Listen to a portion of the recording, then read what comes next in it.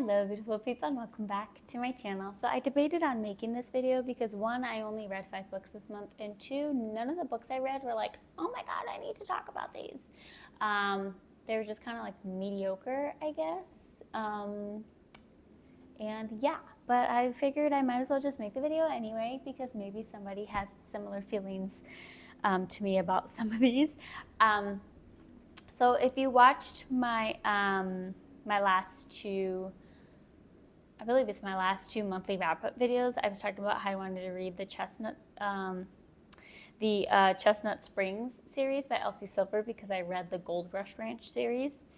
To start with, I read 5 books, up with the graphic on the screen, 1,855 pages. My average rating was 3.45. My highest rating was 3.75. 40% digital, 40% print, 20% audio, 100% fiction. The average book length was 350 pages, and the highest category was romance with 3 books. Now, like I was saying about the Chestnut Springs, I read Flawless and Heartless, which are the first 2, and I think it's a 6-book series. I have to double check that. I'm not quite sure. So the first one in the series is Flawless, and this is about Summer and Rhett. And if you read the Gold Rush Ranch series, Violet, who has the second out of the 4 books in that series, the Chestnut Springs books are basically about her brothers. So first up is Rhett, and he's the youngest brother. Violet is the youngest sibling, but Rhett's the youngest brother, and he's a bull rider, and basically his entire family wants him to quit bull riding because he's in his 30s, and they're like, this is not sustainable for you or your body. It's time to like retire and, pick something else. So basically he said something dumb and lost a sponsorship for it, a few sponsorships for it. So Summer, her dad, Kip, is actually Rhett's manager. So basically she gets sent in as a babysitter, and it's kind of like an enemies to lovers kind of thing. I liked this book, however, it left a lot of unanswered questions, which I don't like, okay? Does Kip divorce Marina? Do Summer and her sister make up? Does Winter divorce Rob? I need to know these things. And I understand that it's a series, but each book is about a different couple, and I feel like most of the important questions about that couple should be wrapped up in their book. You know what I mean? Maybe that's just me, but that's just how I feel. So I liked it, but like I said, it just left too many unanswered questions for me that I personally did not appreciate. And next up in the series is Heartless. Basically, this one is about Cade, who is the oldest Eaton brother, and then Willa, who is actually Summer's best friend. And Willa actually is, it's like a single dad romance. Luke is my favorite character in this story, and Luke is Cade's 5-year-old boy. And basically, he's out of school for the summer, and since Cade runs their family's ranch full-time, he needs someone to help him out with his son. So Willa, who is Summer's best friend, kind of steps in. The place, she works at a bar, and her brother's bar, and it's shut down for renovations, basically, so she's out of a job for the summer anyway, so she was just like, F it, I'll do it. And obviously we know what happens from there. But yeah, single dad romance, age gap romance. I need to look into whether Elsie Silver and her husband have an age gap, because she writes a lot of age gap romances. So, you could say not necessarily enemies to lovers, more like they annoy the crap out of each other to lovers.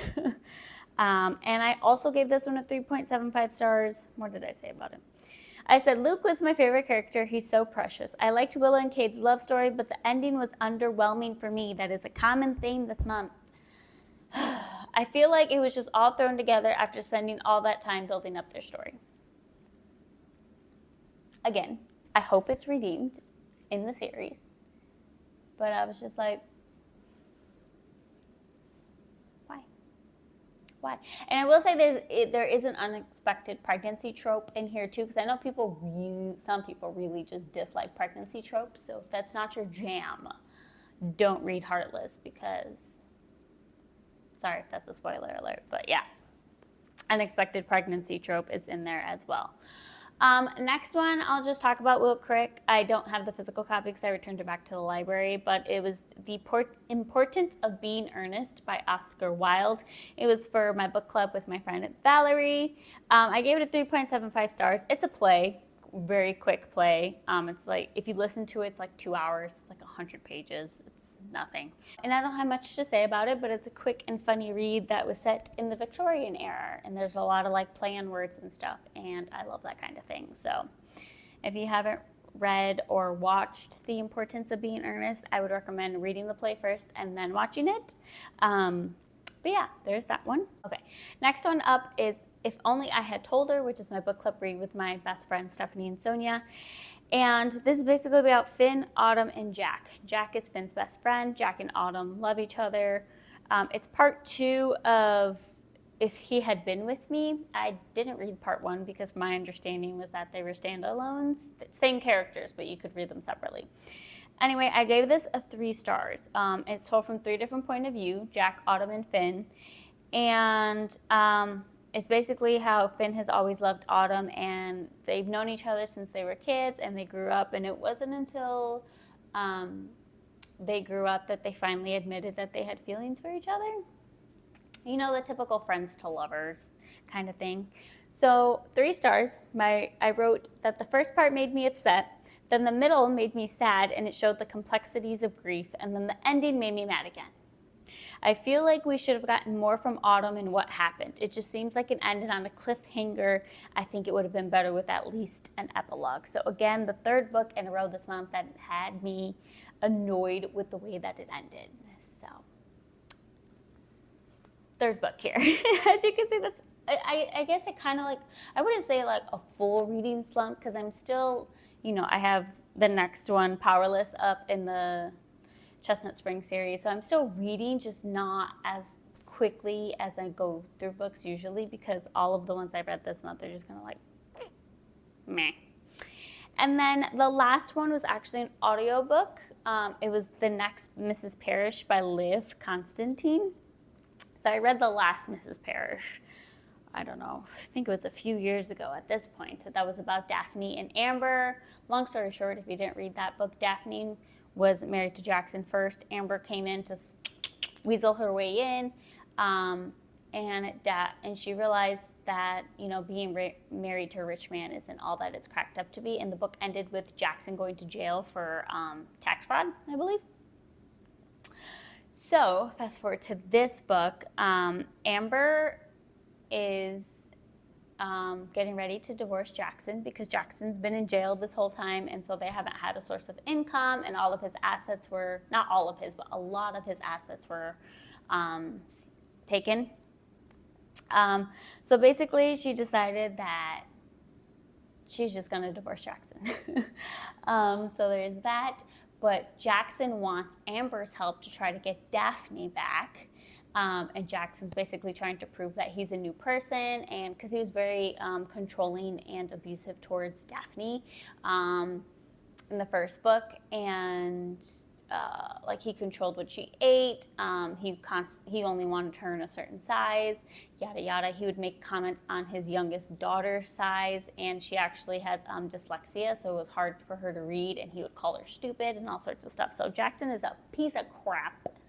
And so he's basically trying to fool Daphne into coming back to him. Daphne has 0 interest in it. So it's told from multiple points of view, and it's basically just the stories connecting of Jackson trying to convince Daphne to get back with him, Amber trying to leave Jackson, Daphne wanting nothing to do with either one of them, but kind of being forced to do it for the sake of her kids, and all of that jazz. I feel like that was a really long explanation, but I gave this one a 3 stars.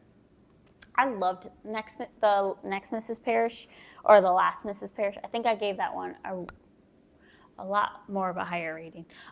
So I liked the first book better, but this one was okay. And I think it's honestly just because I hate Jackson and Amber. Like, I don't think I've ever read a book where I just hate 2 main characters of the story so much. Like, I hated them in the first book, and I hated them even more in this one. So I feel like that kind of changed the way I was viewing this book too, just because I hate them so much. I did like some of the turns but I didn't like the ending. It was kind of a cliffhanger. So what's the common theme this month for all my books? Terrible endings. Okay. Now, if you read any of these books and you liked the endings, I would like to discuss that. But for me, they just weren't my favorite. You know what I mean?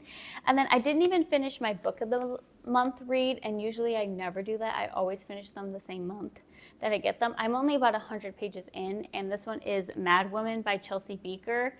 And honestly, the reason why I can't get into it, I don't really know, actually. I don't have a reason. I just can't get into it. So I'm waiting for the audiobook. So I'm like, okay, maybe if I dual read it and listen and read at the same time, I'll be able to get into it more. Everyone says it has a great ending, but 100 pages in and it hasn't really captured my attention that much. So I'm waiting on the audiobook to see if that helps me get through this one. So this one's at a pause for now. So hopefully next month I'll be able to talk about it in my October reads. I am excited for my October because this was my September book of the month, and like I said, I just haven't gotten into it. But my October book of the month, they actually had some really solid picks this month. I had my husband help me pick because I was like, they all sound great, and I can't decide.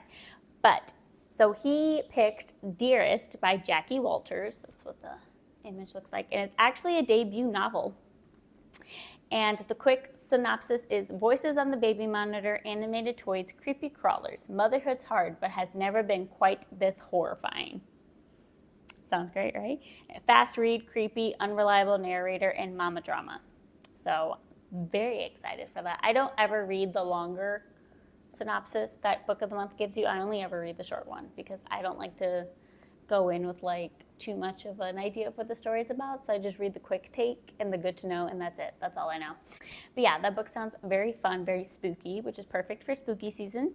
And let me know what you read in the month of September or what you're looking forward to reading in the month of October. And I will see you guys in the next one. Bye.